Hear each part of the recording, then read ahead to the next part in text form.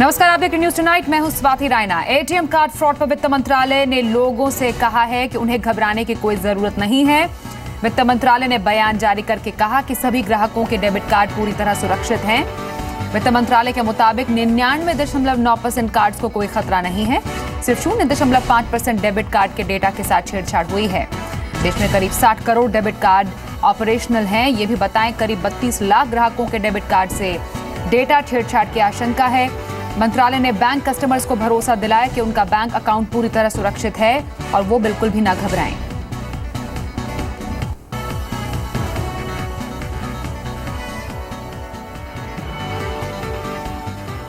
और देश के दिग्गज बैंकों की डेटा सिक्योरिटी पर बड़े सवाल खड़े हो गए हैं। बुधवार को 32 लाख डेबिट और एटीएम कार्ड ब्लॉक होने की खबर के बाद देश भर में बैंकों की डेटा सिक्योरिटी पर सवाल खड़े हो गए। हालांकि अभी तक ज्यादातर बैंक्स यही कह रहे हैं कि डेटा चोरी उनकी तरफ से नहीं हुई और उनका सिस्टम पूरी तरह सुरक्षित है। लेकिन सबसे बड़ा सवाल यही कि इतने बड़े स्तर पर एटीएम कार्ड की सुरक्षा खतरे में पड़ने के बाद इसके लिए कौन जिम्मेदार है। देश के सबसे बड़े बैंक एसबीआई ने कहा उसके ग्राहकों को घबराने की जरूरत नहीं। एसबीआई ने कहा कुछ कार्ड्स को ब्लॉक किया गया जबकि कुछ को ग्राहकों को नए कार्ड्स दिए जाएंगे। माना यह जा रहा है एसबीआई के साथ HDFC bank, ICICI bank, axis bank, yes bank इस फ्रॉड के मुख्य रूप से शिकार बने हैं। जिन 32 लाख कार्ड्स का डेटा चोरी होने की आशंका है उनमें से करीब 26 लाख वीजा मास्टर कार्ड हैं जबकि बाकी के 6 लाख रुपए कार्ड हैं। और बताया यह भी जा रहा है कि इनमें से कुछ कार्ड का इस्तेमाल चीन में जगहों पर हुआ है। हिटाची पेमेंट सर्विस सिस्टम से जुड़े एटीएम का इस्तेमाल करने वाले लोगों का पिन चोरी हुआ है। और मेरे सहयोगी आलोक इस वक्त इस पूरी खबर पर जानकारी के लिए जुड़ गए हैं। आलोक, हालांकि वित्त मंत्रालय ने जरूर कहा है कि लोगों को घबराने की जरूरत नहीं है, लेकिन इतना बड़ा जो फ्रॉड हुआ है उस पर फाइनेंस मिनिस्ट्री की तरफ से क्या बयान आया है और क्या एक्शन लेने की बात हुई है? देखिए, वित्त मंत्रालय इस वक्त जो है इस पूरे जो एक कह सकते हैं संकट है उसको एनालाइज करने की कोशिश कर रहा है, क्योंकि जो national payment corporation of India की तरफ से ही ये सारे खबरें आई हैं कि तमाम बैंकों ने रिपोर्ट किया है कि इतने सारे उनके कार्ड कॉम्प्रोमाइज़ है, उनके डाटा चोरी हुए हैं। तो ऐसे में वित्त मंत्रालय ने मेरी जानकारी के मुताबिक बैंकों से रिपोर्ट भी मांगी है और इसको जो जानकारी है उसको जुटा रहा है। लेकिन वित्त मंत्रालय अभी इस पर कुछ खुलकर बयान नहीं दे रहा है कि आखिरकार जो देश के इतने सारे लोगों का जो अकाउंट है वो खतरे में है, उस पर उसने क्या एक्शन अभी तक लिया है। अभी तक सभी लोग बहुत ही संभल के बात कर रहे हैं। दिन भर हमने कई लोगों से बात करने की कोशिश की लेकिन कोई खुल के इस बारे में बातचीत नहीं कर रहा था। जहां तक शाम को वित्त मंत्रालय का बयान आया है कि तमाम जो ग्राहक हैं उनके जो पैसे हैं, अकाउंट्स हैं, वो सेफ हैं, घबराने की जरूरत नहीं है। जाहिर सी बात है, ऐसे में वित्त मंत्रालय का एक कह सकते हैं स्टैंडर्ड बयान है ये। लेकिन देखना होगा कि वित्त मंत्रालय इसमें क्या हरकत लेता है, क्या इस पर कार्रवाई करता है। और आने वाले दिनों में ये जो घटना हुई है, ये जो संकट आया है वो कितना बड़ा होता है, क्योंकि हर बैंक अपने ग्राहकों को इस बारे में सचेत कर रहा है। हर बैंक अपने ग्राहकों को एटीएम पिन चेंज करने की बात कर रहा है। और यही नहीं, हर जगह से यही खबरें आ रही है कि सभी के जो एटीएम कार्ड है उसको ब्लॉक कर दिया गया है। लोग परेशान हो रहे हैं और लोग इस बात को लेकर काफी घबरा रहे हैं कि आखिरकार जो उनके जो गाढ़ी कमाई के पैसे जमा है अकाउंट में, जो थोड़े बहुत और पूरे फ्रॉड के बीच में वित्त मंत्रालय का सांत्वना भरा ही ये मामले पर मैसेज आया है कि उनको घबराने की कोई जरूरत नहीं। आलोक, बहुत शुक्रिया बातचीत करने के लिए आपका। लेकिन इस पूरे मामले के बाद हमने एसबीआई के एमडी रजनीश कुमार से भी बातचीत की, जिस पर उन्होंने कहा कि उनका सिस्टम पूरी तरह से सुरक्षित है। एसबीआई ने उनके एटीएम नेटवर्क से बाहर ट्रांजैक्शन को रोका है और कोई भी गड़बड़ी जो हुई है उस पर रोक भी लगाई है। सुनिए। हमने कार्ड्स जो सस्पेक्टेड ट्रांजैक्शन जहाँ पे एक्सपेक्टेड थे आउटसाइड एसबीआई एटीएम नेटवर्क, और जो इंफॉर्मेशन मिला है from the card companies like NPCI, Visa और Mastercard, so based on their information we have blocked those cards and we are replacing those cards. तो काफी बड़ी stories हैं कि दूसरे बैंकों के भी कार्ड्स के बारे में है और people are talking about 3.2 million debit cards. तो एसबीआई का जो है 6 लाख कार्ड्स के करीब है। सस्पेक्टेड था कि मतलब ये क्योंकि दूसरे एटीएम पे दूसरे बैंकों के या दूसरे सर्विस प्रोवाइडर के एटीएम्स पे ये कार्ड यूज हुए हैं, तो as a precautionary measure we decided कि इन कार्ड्स को ब्लॉक कर दिया जाए और नया कार्ड इशू कर दिया जाए। और वहीं यस बैंक के MD and CEO Rana Kapoor ने कहा कि बैंक की साइबर सिक्योरिटी से कोई कॉम्प्रोमाइज नहीं हुआ। उनके मुताबिक यस बैंक के पास साइबर सिक्योरिटी को लेकर पुख्ता इंतजाम है। आरबीएल बैंक के MD and CEO Vishwavir Ahuja का कहना है आरबीएल बैंक के साथ भी फ्रॉड का कोई मामला सामने नहीं आया। We have not seen any breaches or compromise on our cards, and we are on record as far as that statement is concerned. The statement was released to a couple of the queries that came up last evening, and then again, because of very wide coverage with a number of other institutions, we released it to all concerned. So we are quite clear that there are no such breaches or compromise that are causing concern, but as an abundance of caution, naturally, when such a risk is highlighted, it is important to make sure that there is a check or a double check. And so far, we have no reason to believe that there is any such compromise or breach, and we are on record as far as that is concerned. ऐसा कोई incident जहां और हुआ है 1-2-3 banks में, वो touchwood हमारे साथ नहीं है, because we believe our systems are strong, but systems can always get stronger and stronger. And इस पॉइंट ऑफ व्यू से इस पे हमारा बहुत फोकस रहा है.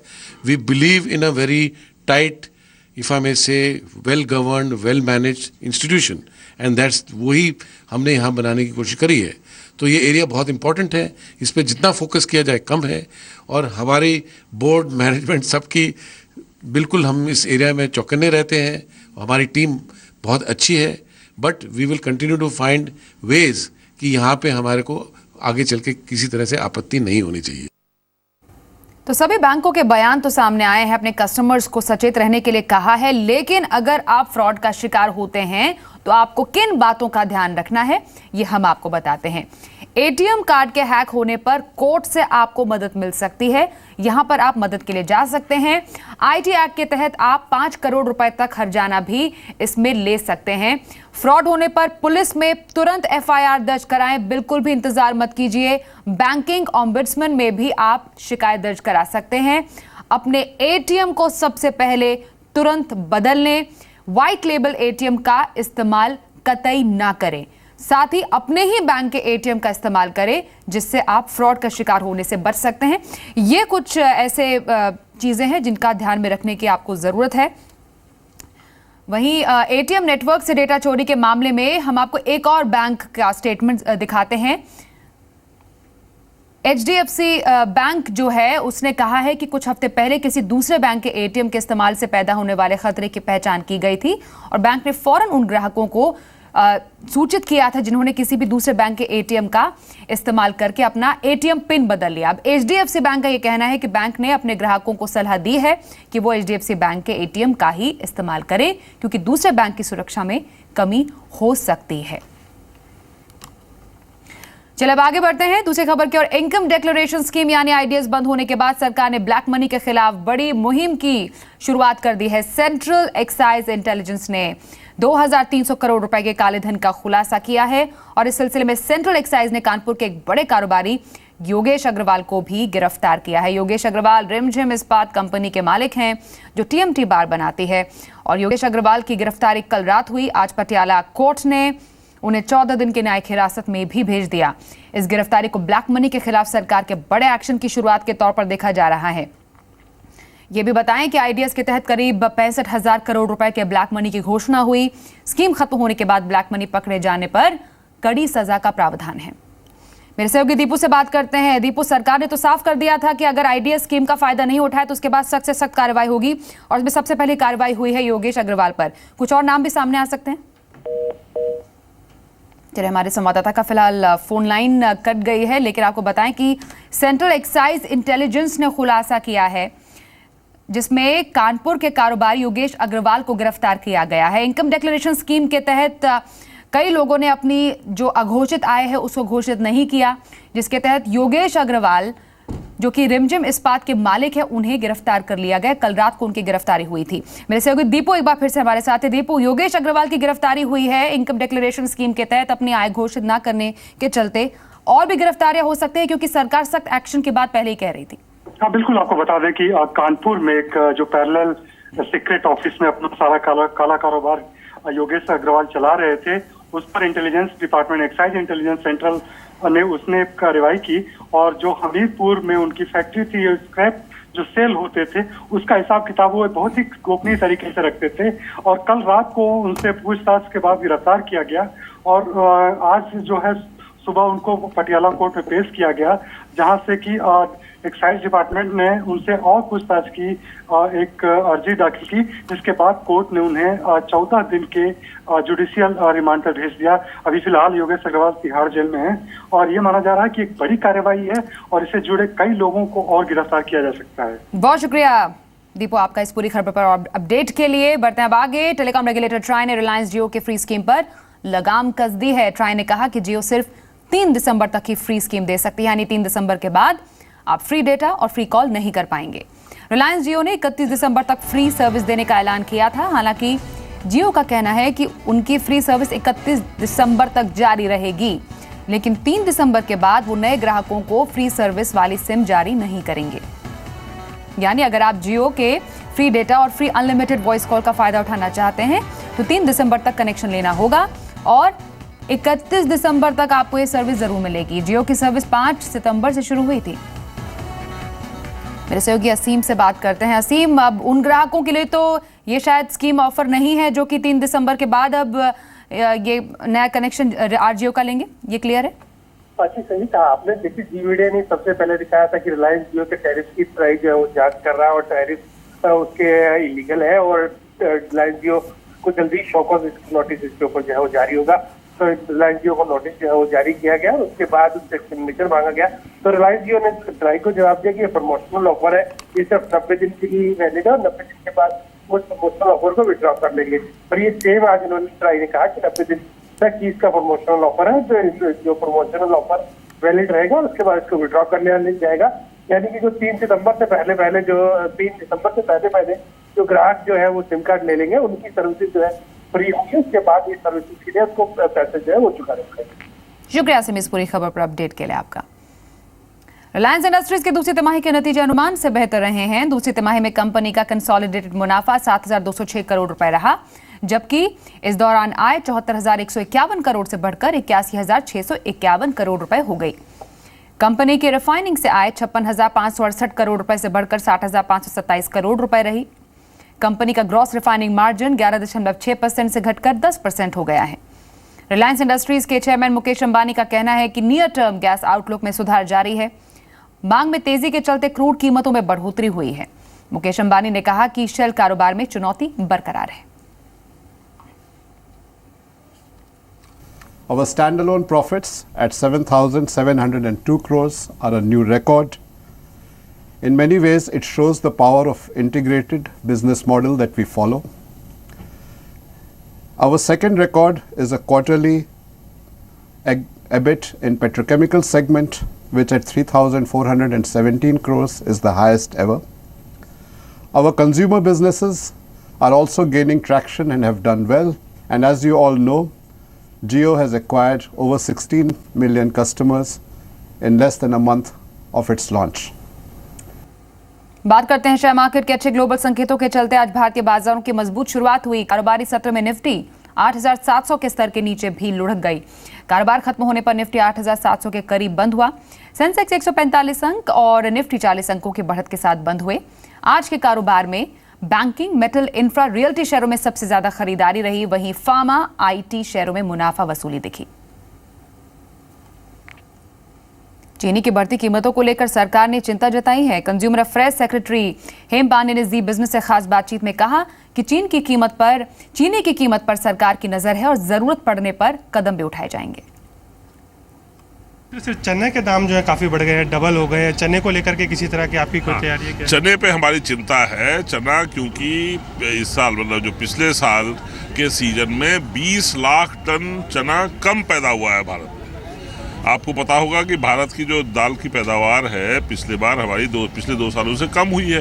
करीब हमारे पास 17 मिलियन टन होता था, 16.5 मिलियन टन हुआ और उसमें से आधा हमारा चना ही होता है। अब चना अगर 2 मिलियन टन 20 लाख टन कम हो गया तो सप्लाई की समस्या है। सप्लाई की समस्या का कुछ लोग जो है गलत फायदा उठा रहे हैं। तो मैं तो यही अनुरोध करूंगा कंज्यूमर अफेयर्स सेक्रेटरी के हिसाब से कि कोई भी व्यवसायी इसका गलत फायदा न उठाए। इसलिए भारत सरकार ने बफर बनाया है और इस बफर से और इंपोर्ट भी कर रही है। हमने 90,000 टन चना हम इंपोर्ट कर रहे हैं। आज बड़े ऑफलाइन रिटेलर्स ने वित्त मंत्री अरुण जेटली के साथ मुलाकात की और इस बैठक में फ्यूचर ग्रुप के सीईओ किशोर बियानी और आदित्य बिरला के सीएफओ विश्वनाथन श्रीनिवासन भी शामिल हुए। रिटेलर्स के मुताबिक वित्त मंत्री के साथ बातचीत काफी सार्थक रही। वित्त मंत्री के साथ रिटेल सेक्टर में एफडीआई के मुद्दे पर चर्चा हुई। बैठक में वित्त मंत्री ने रिटेलर्स को रिटेल सेक्टर में एफडीआई पॉलिसी पर स्पष्टीकरण भी दिया। रिटेलर्स के मुताबिक वित्त मंत्री ने उन्हें विश्वास दिलाया कि सरकार ने एफडीआई पॉलिसी में कोई बदलाव नहीं किया। जो पॉलिसी यूपीए सरकार के समय थी आज भी वही है। साथ ही रिटेलर्स ने वित्त मंत्री से कहा कि सभी रिटेलर्स के लिए लेवल प्लेइंग फील्ड होना चाहिए।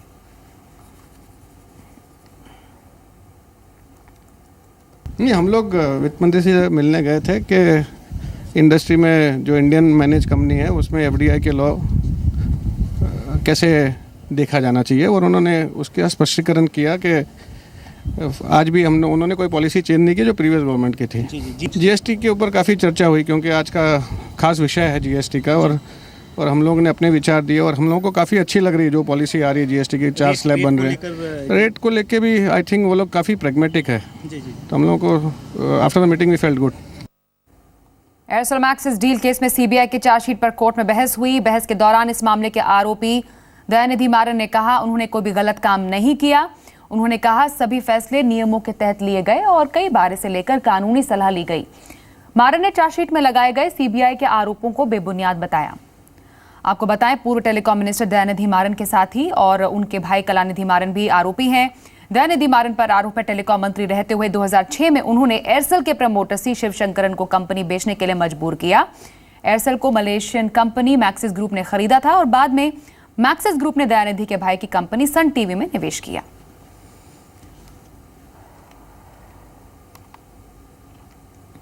रीता बहुगुणा जोशी बीजेपी में शामिल हो गई। सर्जिकल स्ट्राइक पर कांग्रेस के रुख से वो सहमत नहीं थी और पूरी दुनिया ने माना कि सर्जिकल स्ट्राइक हुई, ऐसा कहा रीता ने। कई दिनों से चल रही अटकलों पर आखिरकार विराम लग गया। दिल्ली के बीजेपी हेडक्वार्टर में रीता बहुगुणा जोशी पार्टी अध्यक्ष अमित शाह की मौजूदगी में बीजेपी में शामिल हो गई। स्वीकार नहीं कर रही है सर्जिकल स्ट्राइक हुई और प्रमाण मांग रही है और संदेह उत्पन्न कर रही है, तो फिर पूरे विश्व में जो हमारी साख है, जो हमारी बात है, वो कमजोर पड़ी। खून की दलाली, जब इस तरह की बातें आई तो इससे पूरा देश क्षुब्ध हुआ और मैं भी बहुत ही मुझे भी तकलीफ और दुख हुआ। परिवार के इतिहास को दोहराने में कहीं भी चूक नहीं रही। इनका परिवार हो या ये, इनके परिवार में ये 4-5वां बदलाव है। रीता बहुगुणा जोशी यूपी में शीला दीक्षित को कांग्रेस की तरफ से मुख्यमंत्री पद का उम्मीदवार बनाए जाने से नाराज थी। रीता बहुगुणा जोशी लखनऊ कैंट से विधायक हैं, यूपी कांग्रेस की अध्यक्ष रह चुकी हैं। रीता बहुगुणा जोशी 5 साल तक इलाहाबाद की मेयर भी रही हैं। रीता बहुगुणा जोशी के भाई और उत्तराखंड के पूर्व मुख्यमंत्री विजय बहुगुणा भी कांग्रेस छोड़कर बीजेपी में शामिल हुए थे। रीता बहुगुणा जोशी यूपी राजनीति के दिग्गज हेमवती नंदन बहुगुणा की बेटी हैं।